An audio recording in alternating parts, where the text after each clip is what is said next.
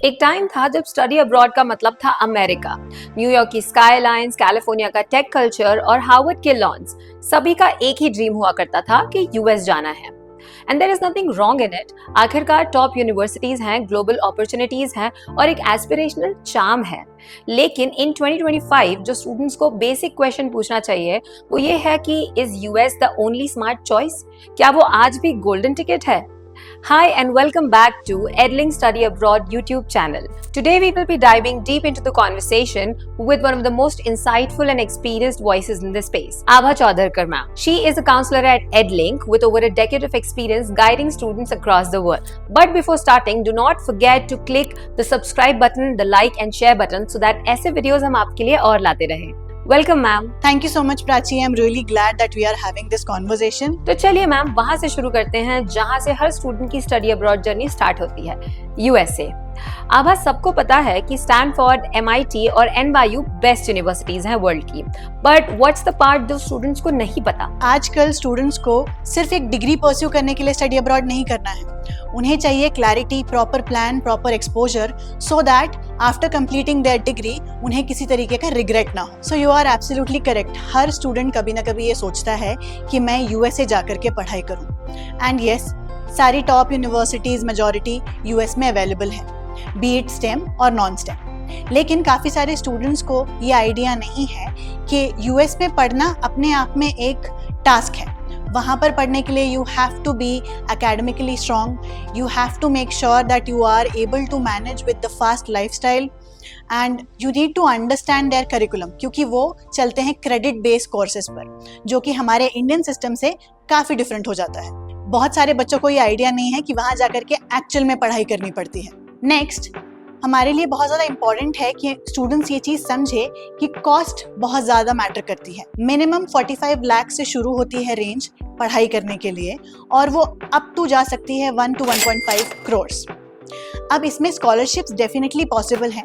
Scholarships possible होने के बावजूद काफ़ी ज़्यादा खर्चा स्टूडेंट को लेना पड़ता है और इसके बाद स्टे बैक की कोई गारंटी नहीं है।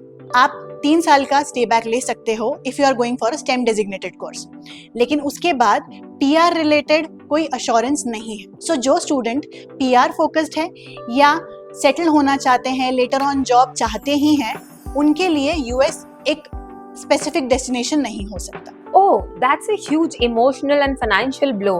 और ये बातें तो कंसल्टेंट्स और काउंसलर्स ओपनली बताते भी नहीं है स्टूडेंट्स को। करेक्ट।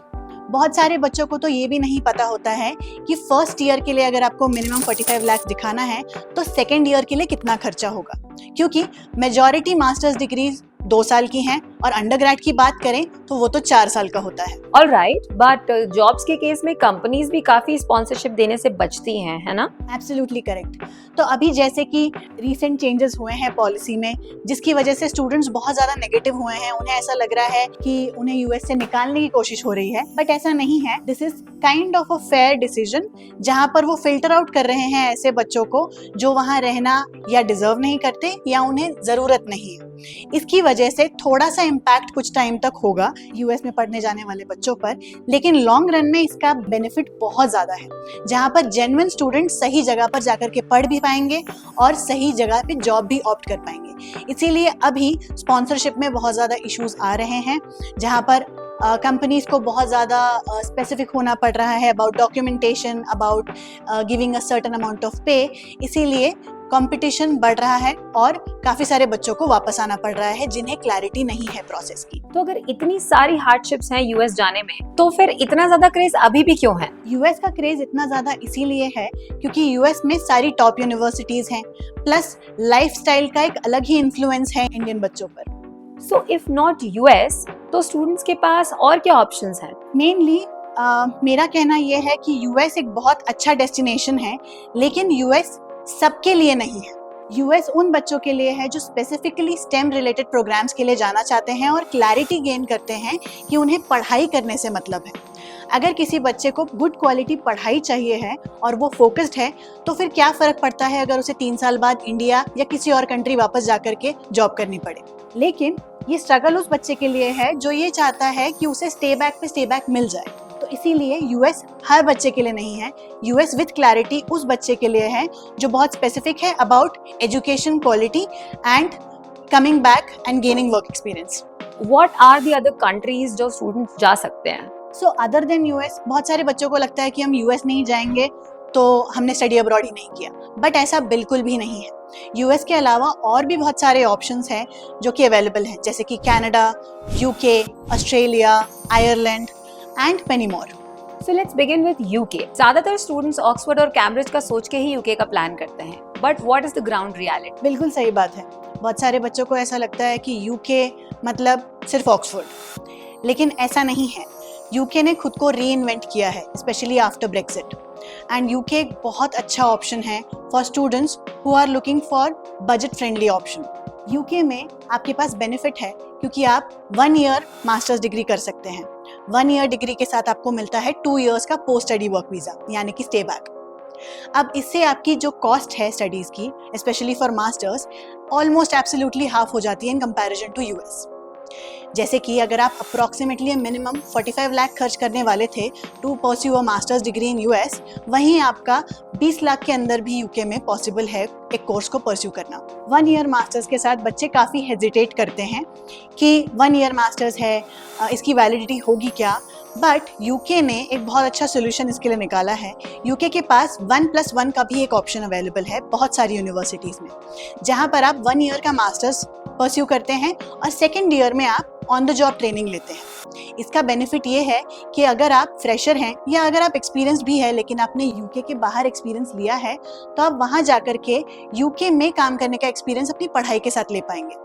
ये एक्सपीरियंस पार्ट टाइम जॉब या इंटर्नशिप्स के अलावा है, सो ये आपकी डिग्री में एक प्लस पॉइंट ऐड करता है। इसमें भी सेम है, आपको कॉस्ट 1 ईयर का लगेगा, 2nd ईयर में you will have benefits of working on the job, and इसके साथ साथ आपको सेम 2 इयर्स का पोस्ट स्टडी वर्क वीजा मिलेगा। So other than universities, UK में इतने wide range of courses available है क्या? Because I have heard कि UK तो मैनेजमेंट के लिए फेमस है। बिल्कुल करेक्ट।